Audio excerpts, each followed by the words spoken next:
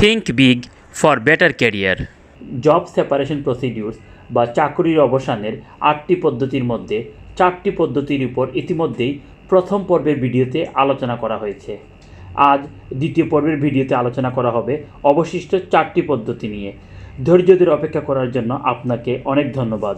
আজ যে অবশিষ্ট 4টি সেপারেশন প্রসিডিউর বা চাকরির অবসান পদ্ধতিসমূহ নিয়ে আলোচনা করা হবে তা হলো বরখাস্ত বা ডিসমিস, মৃত্যুজনিত ক্ষতিপূরণ বা ডেথ কম্পেনসেশন, টার্মিনেশন বা চাকুরির অবসান, শ্রমিক কর্তৃক চাকরির অবসান বা ইস্তফা বা রিজাইন। 5. বরখাস্ত বা ডিসমিস। ধারা 2-39 উপধারা অনুযায়ী বরখাস্ত অর্থ অসদাচরণের কারণে মালিক কর্তৃক কোনো শ্রমিকের চাকরি অবসান। এছাড়া বিস্তারিতভাবে আরও বলা যায় বরখাস্ত অর্থ কোনো ফৌজদারি অপরাধের জন্য বা ধারা 24 অনুযায়ী কোনো অসদাচরণের কারণে দোষী সাব্যস্ত হওয়ায় মালিক কর্তৃক কোনো শ্রমিকের চাকরির অবসান। বরখাস্তের ক্ষেত্রে শ্রমিক কোনো ক্ষতিপূরণ পাইবেন না, তবে এইরূপ ক্ষেত্রে সংশ্লিষ্ট শ্রমিক তাহার অন্যান্য আইনানুগ পাওনাদি যথানিয়মে পাইবেন। শ্রম আইনের এই জায়গাটি একটু অস্পষ্ট, কারণ এখানে শুধু খ এবং ছ এর অধীন অসদাচরণের জন্য বরখাস্ত করা হইলে তিনি কোনো ক্ষতিপূরণ পাইবেন না, শুধুমাত্র তা উল্লেখ করা হইয়াছে। অন্যান্য অসদাচরণের ক্ষেত্রে কি ক্ষতিপূরণ প্রদান করা হইবে সে বিষয়ে কোনো কিছু উল্লেখ করা হয় নাই। আবার একই ধারায় রিমুভাল বা অপসারিত শ্রমিককে ক্ষতিপূরণ প্রদান করার বিষয়ে উল্লেখ করা হইয়াছে, কিন্তু বরখাস্তকৃত শ্রমিকের ক্ষতিপূরণ প্রদানের বিষয়ে কিছু উল্লেখ করা হয় নাই।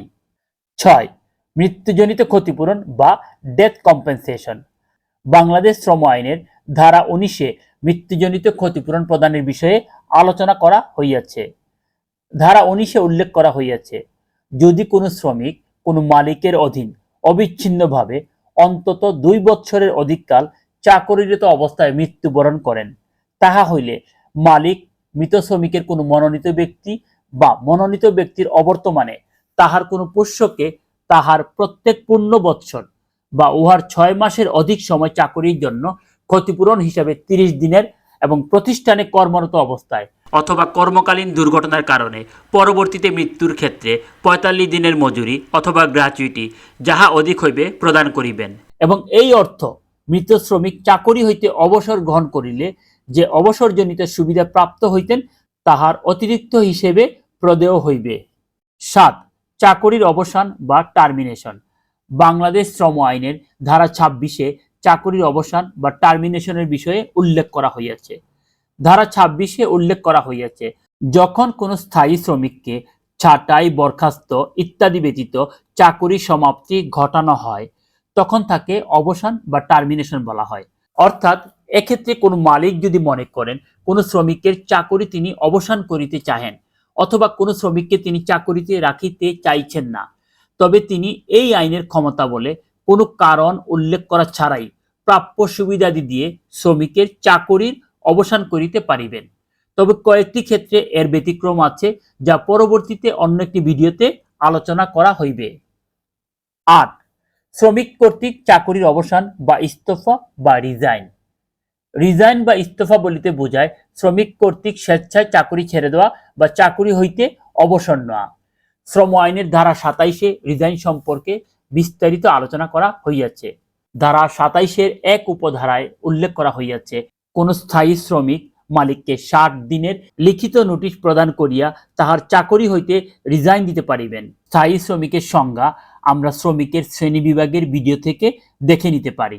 ধারা 27-এর 3 উপধারায় উল্লেখ করা হইয়াছে, যে ক্ষেত্রে শ্রমিক বিনা নোটিশে চাকরি হইতে রিজাইন দিতে চান সেক্ষেত্রে তিনি 27-এর 1 উপধারায়ের অধীন প্রদেয় নোটিশের পরিবর্তে নোটিশ মেয়াদের জন্য মজুরির সমপরিমাণ অর্থ মালিককে প্রদান করিয়া ইহা করিতে পারিবেন। বিশেষ দ্রষ্টব্য, অস্থায়ী ও অন্য শ্রমিকের ক্ষেত্রে রিজাইনের বিষয়টি আলোচনা করে ভিডিওটি দীর্ঘায়িত করা হলো না।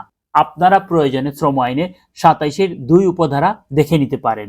ইতিমধ্যেই এই চ্যানেলে অবসর, ডিসচার্জ, মৃত্যুজনিত ক্ষতিপূরণের উপর সিরিজ কেস স্টাডির মাধ্যমে বিস্তারিতভাবে আইনের বিষয়গুলো আলোচনা করা হয়েছে। অন্যান্য জব সেপারেশন প্রসিডিউরসের উপর আগামীতে কেস স্টাডির মাধ্যমে বিস্তারিতভাবে আইনের বিষয়গুলো নিয়ে আলোচনা করা হবে। সেই পর্যন্ত আমাদের সাথে ধৈর্য ধরে থাকার জন্য আপনাকে অনেক ধন্যবাদ। পরিশেষে বলবো, জীবনকে সফল ও সার্থক করার জন্য সব সময় লার্নিং মোডে থাকুন এবং যা শিখলেন তা বাস্তবে প্রয়োগ করার চেষ্টা করুন। ভিডিওটি থেকে যদি আপনি কোনোভাবে উপকৃত হয়ে থাকেন তাহলে লাইক করুন এবং কমেন্ট বক্সে আপনার মূল্যবান পরামর্শ দিন। এরকম আইন সংক্রান্ত ভিডিও সবসময় পাওয়ার জন্য সাবস্ক্রাইব করে বেল আইকনটি প্রেস করে রাখুন, যাতে করে এই চ্যানেলের সব ভিডিও সহজেই আপনার নিকট পৌঁছে যায়। এতক্ষণ ধৈর্য ধরে ভিডিওটি শোনার জন্য আপনাকে অনেক ধন্যবাদ। Think big for better life.